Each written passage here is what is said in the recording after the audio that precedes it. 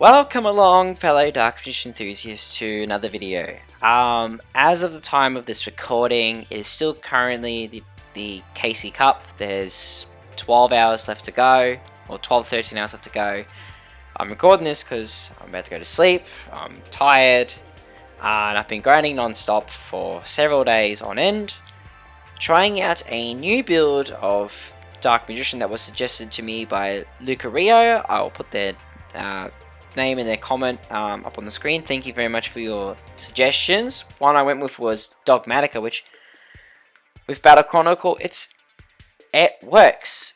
It works, and I almost got to D-level max. Multiple times, in fact. But, unfortunately, the meta is just at the point where even if you have the perfect field, you've got all the perfect interruptions, you've got everything set up, like, you've drawn every single interruption possible, you're so set, ready to go, your opponent just draws all the yats, and they use their skill to keep breaking your board constantly. Heroes, Star Migrate, Resonators, it's very, very tilting, very frustrating, and the tilting ended up leading to misplays, matches I could have won, and it's, you know, when you do this for several hours every single day during the KC Cup, it becomes very draining. And you can even see my win count. I have 312 wins this season. I believe 100 of those was before the KC Cup started, so I've gotten over 200 wins trying to get to D-level max. And I've gotten to level 19 many times, but I just keep D-ranking. And the pity system has gotten to the point where I can't go below D-level 18. I just can't. So like I just kept trying, but there's just no luck. It's been very demoralizing. As you can see, the last game I had was a D-level 19 match, and I lost it, so I ranked down to D-level 18, and I decided, you know what, I'm just calling it quits, because I can't keep it up, and I'm not gonna be able to make it to D-level 19 in time. D-level 20, sorry, D-level max. Yeah, so it was very, very demoralizing, but we'll get through it. I will show you a replay of one of the matches that I had, and we'll commentate it and so forth, like, you know, just give you an idea of like what my thought process was. So this is it. It's a 30 card deck, and there is some pieces here that you can only get from selection box, like Nadir Servant, and there is also Elder Entity Entis. So this is a pricey deck, but I did my best to cook. What Luca Rio mentioned was that, like, you know, you could use two level 4 Dogmatica monsters to summon Abyss Dweller. I tried that, and it only came up like twice. So I pivoted away from that, tried a whole new strat where it's just, you know, Battle Chronicle control almost. So like you got Circle, Eternal Soul, but even Dogmatica Punishment and other stuff. So you're just controlling the field and constantly getting rid of all your opponent's cards to stop them from playing. Pretty much. No floodgates, just purely watching out for the correct timings and like just blowing up the right cards and just snowballing from there. Yeah. So, Battle Chronicle skill. This is how the Dogmatica monsters are able to be summoned, because you can special summon light spellcaster monsters that have a level. So that works. We got 3 copies of Apprentice Illusion Magician. Need Dark Magician in hand. Like, it's the only way to start the combo. Need Dark Magician in hand. And no, the skill doesn't search Dark Magician, so we have to search it ourselves. 1 DMG for the Dark Magicians. This is the only deck I play DMG in, Battle Chronicle. If Beta Darkness, I don't do it. DMG good for the revive. 2 Dogmatica Ecclesia Virtuous. If you've not seen this card before, level 4. It can't be destroyed by battle with a monster special summon from the extra deck. So, as long as a fusion monster, Xyz monster, Link monster, Synchro monster that was summoned from the extra deck and wasn't summoned from the graveyard, and it wasn't flipped face down, Ecclesia will not die by battle. So like you can just leave it in defense and your opponent can't punch over it. Then if a monster special summon from the extra deck is on the field, you can special summon Ecclesia from your hand, and if this card is normal special summon, you can activate this effect, add a Dogmatica card from deck to hand, except itself, And you can't special summon monsters from the extra deck for the rest of the turn. So you try and use this at the end of your fusion plays. But this is a good card. Good card for getting into Dogmatic Engine. Flirtless is one pick. Dogmatic Flirtless United. So during the main phase, if a monster special summoned from the extra decks on the field, so typically it'd be your own or the opponent's, you can special summon this card from your hand. Then, if you control another Dogmatic monster, which would be Ecclesia, you can negate the effects of one face-up monster on the field until the end of this turn. So, like, interruption, like effect negation, pretty good there. It works well on monsters that can't be targeted. And when your Dogmatic monster declares an attack, you can make all Dogmatic monsters you currently control gain 500 attack. It's good. It's very good. I only need one. You only need one of this card. I picked 2 of Ecclesia the Virtuous, so like more chance of drawing into it, but also ties in with Nadir 7, which I'll get into in a moment. Then of course, 3 copies of DM. Have to have 3 copies of DM. You can't play Dark Magician Duel Links without 3 copies. Simple as that. Now for the spells, we have 1 copy of Nadir 7, which at the moment it's limited 3. This is really good. You send a monster from your extra deck to the graveyard, and then you add a Dogmatic monster, or Fallen of Avars, which we don't care about Fallen of Avars because we can't use it, from your deck or graveyard. Important point, from graveyard, so you can fish monsters from the graveyard as well, to your hand that has attack less than or equal to that sent monster in the graveyard. Also, for the rest of this turn, after this card resolves, you cannot special summon monsters from the extra deck. So this is an extra deck lock again, but only for until the end of the turn. So you use this at the end of your extra deck plays, and then you grab a Dogmatic monster, and then just keep coming from there. Then we have 1 Successor Soul. So like you need 1 Successor Soul. Just need the one of. I've got 2 Forbidden Droplets here. This is just a really good card. If the duel keeps going on for quite a while, we're gonna need to try and draw into it. And also like use as many copies as possible. 1 Secrets. I only need 1. Good fusion. We can search it with the skill. 2 Summoner's Art. Need to get to DM. So like we have Summoner's Art, Apprentice, and DM itself. We've got many ways to get into DM because the skill doesn't do it first, like other decks. But oh well, doesn't matter. 3 Deck Magical Circle. You need to find DM as much as possible. If you can't find DM, you lose the game. That's what it comes down to now. If you can't find DM and you can't stall in time to get DM, you lose the game. It's unfortunate and I hate it, but this is what the meta is now. Then you have Book of Eclipse at 2, because it's limited 3 card. Good card, you can book your opponent's entire field. If they've got, like if they play an Xyz deck, book their field, they can't do anything. Like if they've got 2 monsters on the field and they've got no way to get rid of those monsters, their turn ends, which is really good. 1 Piece in the Darkness, gotta get that attack boost sometimes. And the draw as well, very good. 1 Illusion Magic, we need to keep the deal going, or sometimes you're going to need more than 1 copy of DM so you can make a fusion. So Illusion Magic is pretty good for that, for what it does. Can only have 1 copy, but wish you could have more, but well, 1's fine.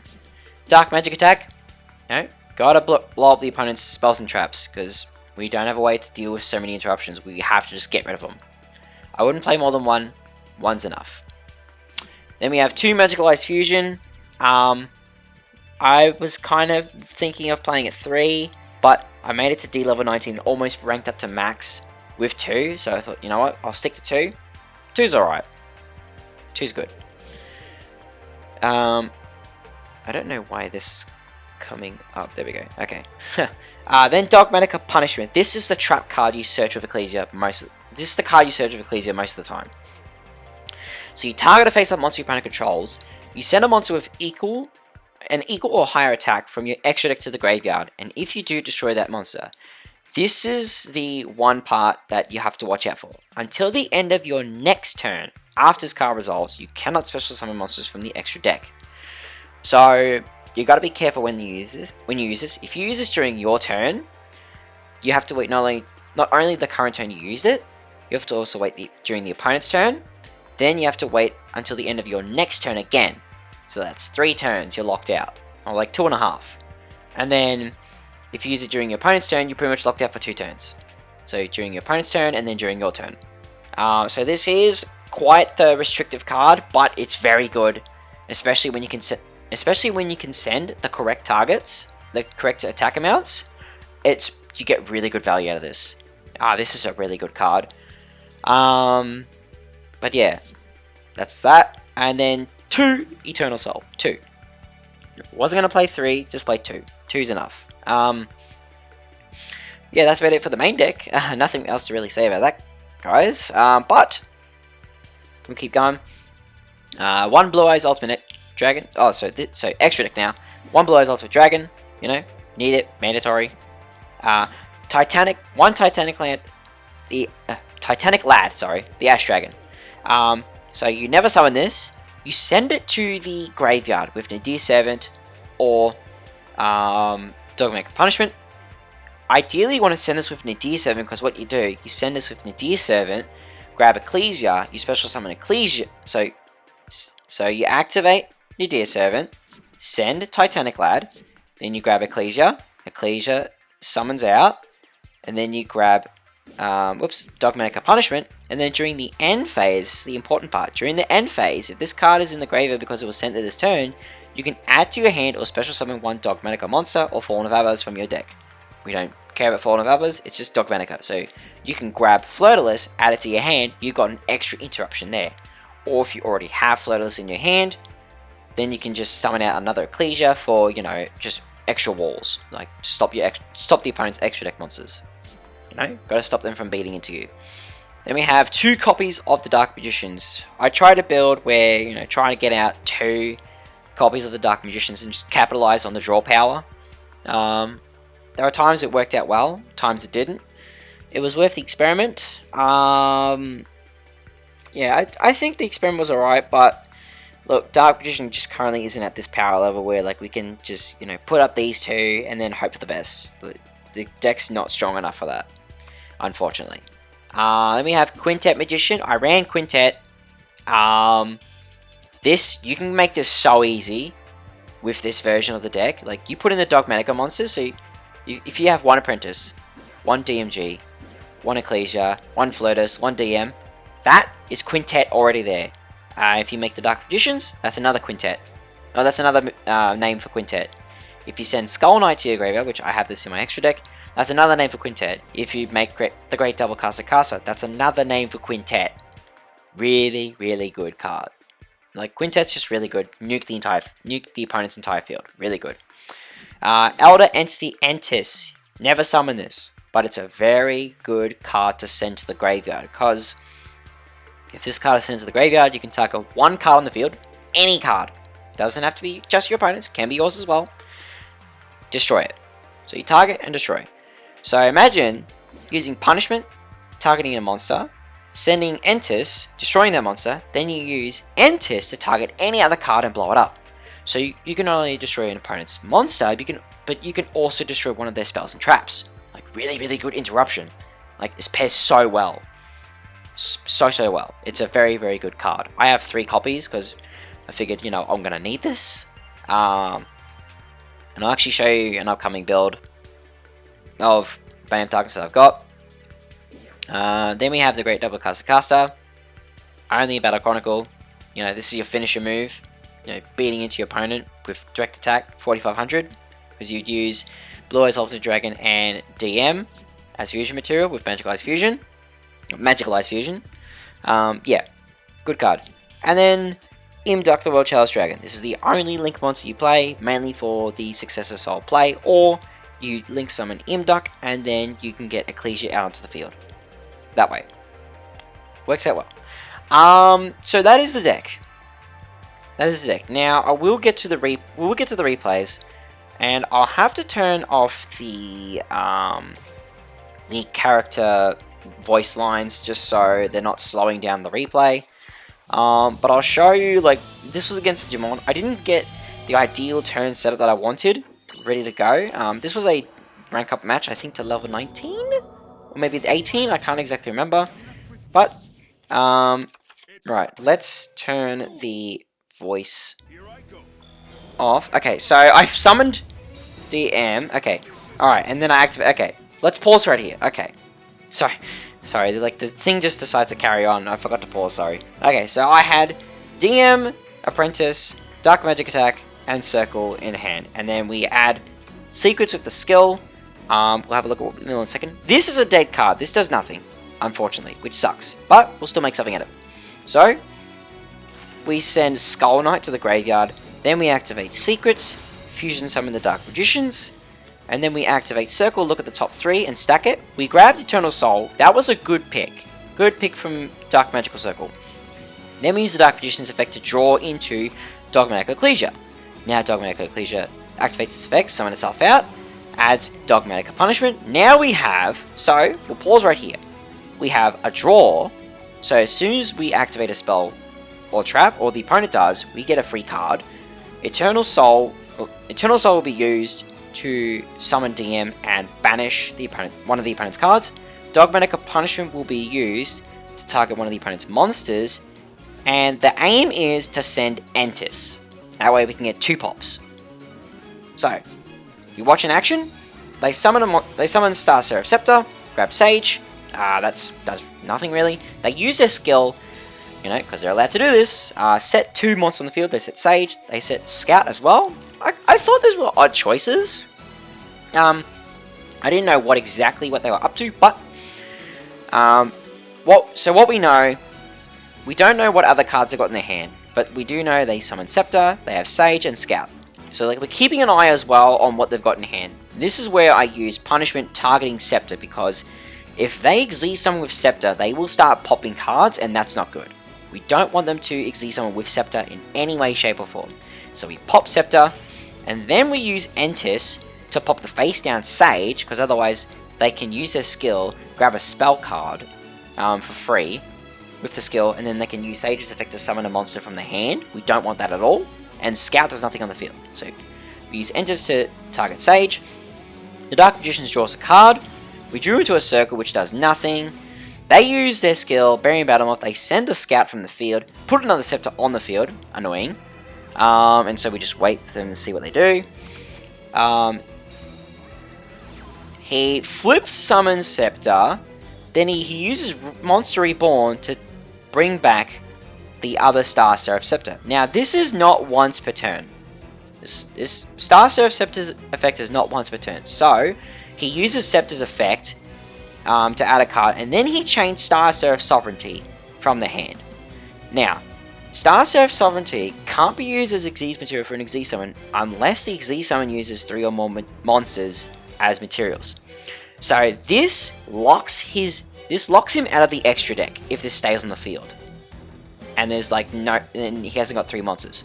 So the plan is we banish one of the 2 scepters, and then we leave him with the Sovereignty. But we wait until the chain resolves, because otherwise with Sovereignty, it special summons itself, draws a card, and then if that card is a Star Seraph monster, he can special summon it. So we just wait for this to resolve. So he draws another card. He draws another Sovereignty for some reason. Then we flip Eternal Soul, summon DM, banish the Scepter. Then he activates Spiritualism. Now you can't negate this. You can't negate Spiritualism. He returns Eternal Soul, and so my field goes kaput. But luckily we have DMG and DM, so we summon them both. Nice, good stuff. Then it's my turn, and we activate Nadir Servant, sending Titanic Lad. So now we can get Dogmatic of Flirtless during our end phase. So we normal summon Ecclesia, activate Ecclesia's effect. We grab Flirtless anyway, but with Nadir Servant we can grab the Ecclesia from our graveyard, like, you know, just as extra, like, you know, bodies for later on. Then we set Dark Magic Attack and Eternal Soul. So like we put Dark Magic Attack as a bluff. We don't want them to get Eternal Soul again, so we got to set a bluff. So we just attack, keep attacking. That's the next turn. Then really, I can't really do anything because my field is full, and I realize, whoops, my field's full. I can't really do anything, so I just have to wait and see what they do. They summon 2 Sages with the skill. Use Sage to summon a Star Seraph Scale, and they summon Evil Swarm Exciton Knight, which I saw that and knew instantly that my entire field was going to be nuked, but we were sitting fine. Because remember, we have Flirtulus in our hand. Flirtulus special summons itself out. So now we gotta watch how many cards we've got. And we can't go to battle phase because if we go to the battle phase, they will shotgun Excite on Night and just blow up our field again. So then we activate Circle. Circle doesn't grab us anything, unfortunately, but luckily we drew Successor Soul. So we summon out Flirtulus, then we use Successor Soul, tributing Flirtulus, sending the Excite on Night, summon DM, and attack for game. Pretty cool deck. It's a pretty cool cook. Thank you, Lucario, for the suggestion. Like, I completely forgot that Dogmaticus existed, and you know, thank you for reminding me. So yeah. So what's the meta like? The meta is full of Resonators, Heroes, Salamangreats. Let's go to popularity ranking. You can see. Most popular monsters. Let's see. Look at that. Heroes. Then you have Resonators, which is the Archfiend stuff. Blue Eyes, surprisingly. I didn't see a lot of Blue Eyes. There's Lyrilusk. Subterra. Subterra is a really good control deck. So much better than DM. And I hate it. Like, they have a skill that they can set their field spell or one of their traps. If it's set from their hand, they can draw a card. We can't do that. Like, we don't get any of that. It's annoying. If we look at the popular skills, Dragonic Contact, Resonators, Subterra, Lyrilusk, Predaplane's still pretty good. Revolution to Flares. Salamangreat, they got nerfed, but they're still so good. They're still so strong. Not many people use them, but they're still very strong. Dragonmaids, Dinos, they're very annoying. Tri-Brigades, annoying. Stardust, and that's really well it. If the deck doesn't have a busted skill, can't play. We just lose. And what's even more annoying is the fact that heroes. Okay, we'll get out of this because I can't look at the deck list. I'm very tilted and stuff. But on Duel Links meta, actually in game itself, hero players, because their deck has been power crept, they have to resort to playing Floodgates. So I've seen hero players play Different Dimension Ground, Aurora Paragon, Necro Valley, Curse Seal, the Forbidden Spell. Then you've got, Hallowed Life Barrier, just Mimicking Man-Eating Bug as well. Just anything that you normally cannot deal with, Floodgate. Just Floodgate the opponent from playing the game. And it's very, very annoying because what they can do, play the Floodgates themselves, and then they can play under those Floodgates. It's extremely annoying and I hate it. And I really wish Konami would fix the meta. But yeah, that's how it is. Now, my closing notes. Is this deck good? Yes. Is it good enough to get to King of Games? Possibly. Depends on how well your matches go against the meta. Like, if you get good matchups and your opponent bricks and you don't brick, it's good. But it does struggle. And now I know people were asking me constantly, please update Bane of Darkness. Where's an updated version of Bane of Darkness? Look, I'm trying my best, guys, with the meta stacked against me. I'm doing my best out here, and I was trying to do my best to cook with Battle Chronicles, see if I could bring it back with the suggestions that I was given, but it didn't work. So we'll be going back to Bane of Darkness again, and this is my next build. 3 copies of Dogmatic Punishment. Because if we have a look at my previous build, this is what it is. It's pretty well the same, except it's missing Dogmatic Punishment and the extra Forbidden Droplet. And also, I've got a Link package and Urban Illusion Magician in here. But with this new build, 3 Punishment, 2 Forbidden Droplets added to the deck, we play triple copies of Elder Entity Entis.